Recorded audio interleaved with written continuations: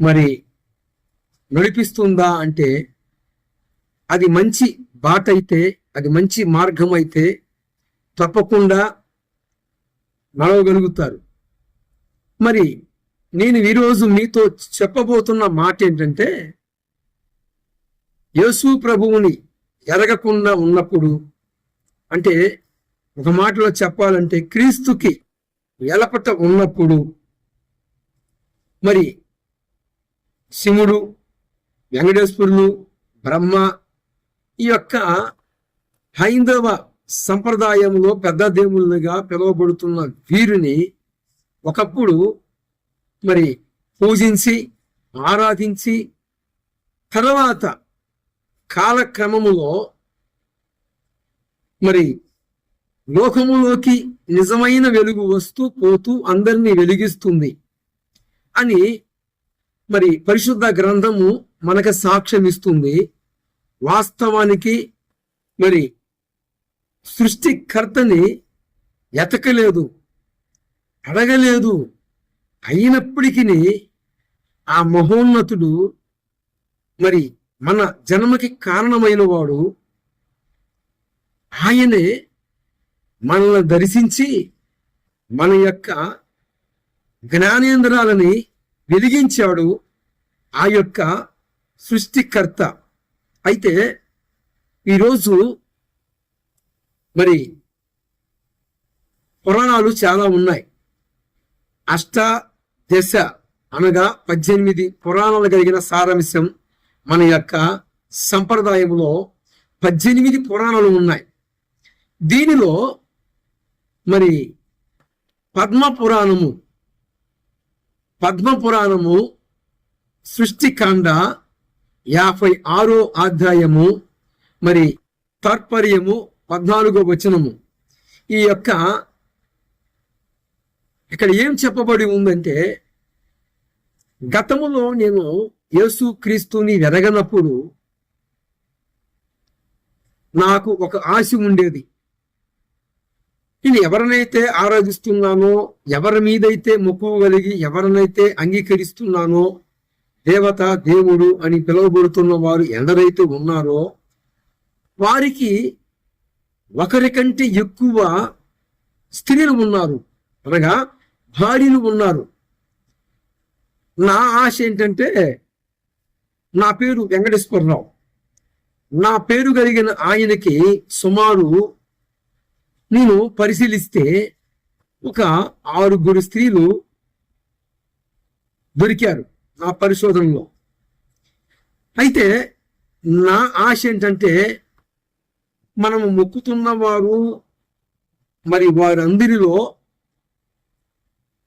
ఒకరికంటే ఎక్కువ స్త్రీలతో వారు వివాహం చేసుకున్నారు. కనీసం ఒక 2 చేసుకోవాలి, లేక బలం సత్తు ఉంటే ఒక 3 స్వీకరించాలి. ఎందుకు ఏమండి, బడిలోకి పోతున్న విద్యార్థికి మోడలు ఆధారము ఎవరైతారు?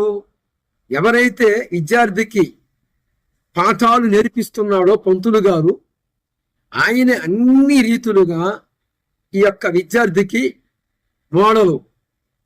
విద్యార్థి బాగుపడాలన్నా, విద్యార్థికి సరైన క్రమశిక్షణ నేర్పించాలన్నా, ఫస్ట్ ఆఫ్ ఆల్ విద్యార్థికి నేర్పుతున్న గురువు గారు ఎవరైతే ఉన్నారో ఆ వ్యక్తి ఎలాగ ఉండాలి అంటే, విద్యార్థి ఎదుట ఆయన యొక్క మరి జీవితాన్ని, విద్యార్థికి ఎన్నడూ కూడా మా గురువు గారిలో మరి ఏ లోపము లేదు, ఏ మచ్చ లేదు అని గురువు గారు చెప్పిన మాటని తూచా తప్పకుండా పాటిస్తే ఈ విద్యార్థి కూడా ఒకప్పటికి ఏమవుతాడు? పాఠాలు చెప్పే మరలా గురువు గారు, మాస్టర్ గారు అవుతారు. నేను ఎందుకు ఈ యొక్క టాపిక్ ఎత్తానంటే, పద్మపురం ఆయన సాంబశివరావు గారు ఒకప్పుడు అపార శివభక్తుడు. ఆయన చూసినటువంటి కొన్ని సంఘటనలు, ఆయన చదివినటువంటి కొన్ని సంఘటనలు ఆయనకు చాలా జుగుప్సాకరం అనిపించేసి, అంటే శివుడు ఇలా ఇతర స్త్రీలతో రాసలీలలు ఆడడము. తర్వాత ఇంకో విషయం కూడా చెప్పాడు. శంఖచూడుని యొక్క భార్య పతివ్రత, ఆమె పాతివ్రత్యాన్ని విష్ణుమూర్తి భంగం చేయడము. ఇవన్నీ విన్న తర్వాత నేను హిందుత్వాన్ని వదిలివేసి క్రైస్తవంలోకి చేరాను అని చెప్పినటువంటిది సాంబశివరావు గారు.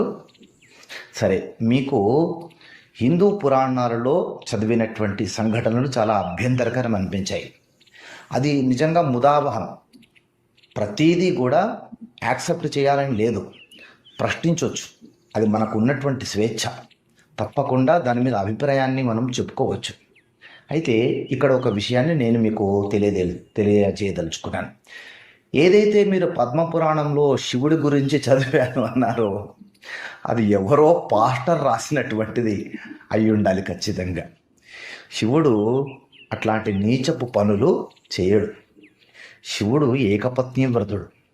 సతీదేవి శరీరం త్యాగం చేసిన తర్వాత అదే సతీదేవి అంశతో పార్వతీదేవి జన్మించి ఆ పార్వతీదేవిని శివుడు కట్టుకున్నాడు. కానీ తల మీద గంగ ఉంటే పార్వతీదేవి పక్కకి వెళ్ళినప్పుడు గంగ దగ్గరికి కూడా వెళ్ళాడు ఆయన. అటువంటి మహానుభావుడు శివుడు, ఏకపత్ని వ్రతుడు.